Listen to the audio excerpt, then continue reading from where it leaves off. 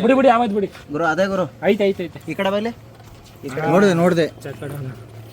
ಟ್ರಿಂಕಿಟ್ ಹೌದಾ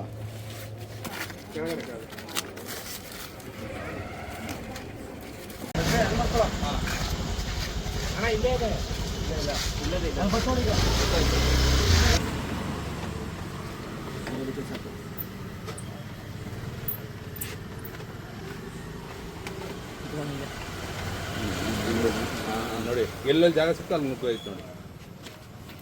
ಮನೋ ಇದು ಬಾಕ್ಸ್ ಕೊಡಪ್ಪ